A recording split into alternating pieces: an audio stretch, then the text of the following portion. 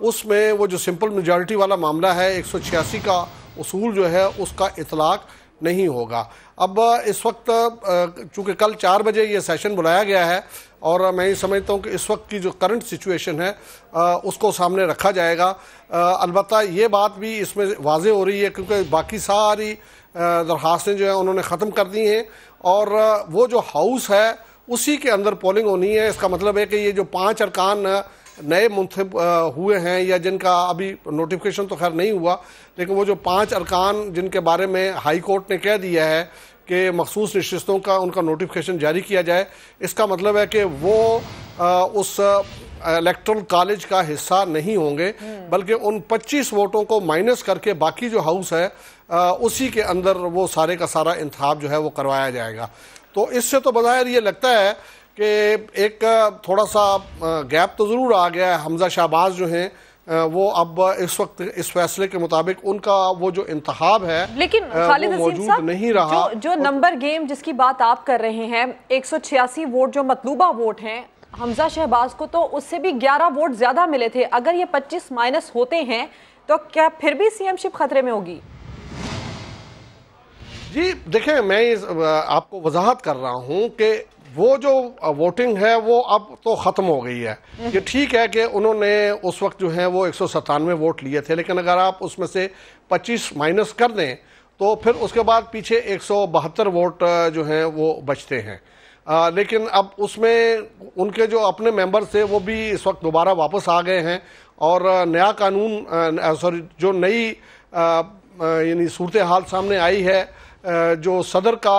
Reference था उसके ऊपर सुप्रीम कोर्ट ने जो फैसला दिया था या जो राय दी थी और जिसकी रोशनी में आज का फैसला आया, उसके तहत अब ये बड़ा मुश्किल होगा। जो मुस्लिम लीग नून के 5 मुनहरफ अरकान थे या जो उस वक्त बगावत किए हुए थे, उनमें से 3 ने तो बहुत वाज़ेह ऐलान कर दिया है कि वो अब इस वक्त अपनी जमात के साथ खड़े हैं। एक तो वो उन 3 को आप काउंट कर लीजिए और उसके बाद जो है वो 2 मज़ीद अगर आ जाते हैं तो ये 177 का फिगर और एक मेंबर कोई और है जो इनके साथ इसमें शामिल है। 178 का फिगर हमें बताया जा रहा है कि जो इस वक्त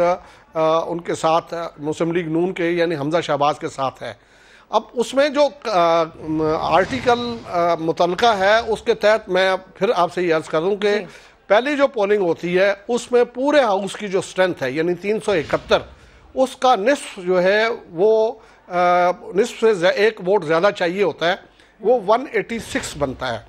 तो ये 186 का फिगर तो इस वक्त तक किसी के पास नहीं है, लिहाजा वो फिर उसको रीपोल होगा और उस रीपोल के अंदर कॉन्स्टिट्यूशन के अंदर ये लिखा हुआ है कि मेंबर्स प्रेजेंट एंड वोटिंग, उनकी जो अक्सरियत जिसके पास होगी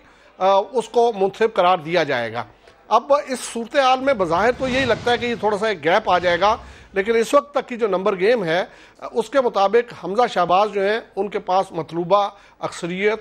उनको हासिल हो जाती है और उसके बाद उनको फिर सिक्योरिटी ये हासिल हो जाएगी कि बाद में अगर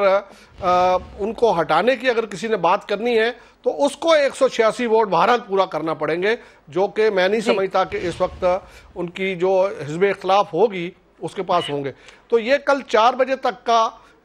ये समझ लें कि एक गैप इसमें ज़रूर आ गया है। हमजा शहबाज उस वक्त तक जो है वो वज़ीर आला मुंतखब वज़ीर आला नहीं है, ये अलग बात है। गवर्नर उनको कह सकता है कि वो अगले वज़ीर आला के इंतखाब तक इस ऑफिस में कंटिन्यू करें और ये गवर्नर का इख्तियार है कि वो किसी को भी नामजद कर सकता है। जाहिर सी बात है। इस वक्त खालिद अजीम साहब, नदीम मलिक साहब भी हमें ज्वाइन कर चुके हैं, मंसूर अली खान भी हमारे साथ हैं, नईम हनीफ भी हमारे साथ हैं। नदीम मलिक साहब, अब अदालत चूंकि कह रही है कि प्रिजाइडिंग अफसर 25 वोट निकाल कर दोबारा गिनती करे और अगर चीफ मिनिस्टर के लिए मतलूबा नंबर ना हो तो रीपोल करवाया जाए, यानी कि दोबारा इलेक्शन करवाया जाए। आपके सामने मुनहरिफ अरकान को मिलाकर वज़ीर आला पंजाब बने हमजा शहबाज और खासी मुश्किल रही पंजाब में। अब अगर ये प्रोसेस सारा दोबारा से होता है तो मुस्लिम लीग नून के लिए, हमजा शहबाज के लिए कितनी बड़ी मुश्किल खड़ी हो सकती है?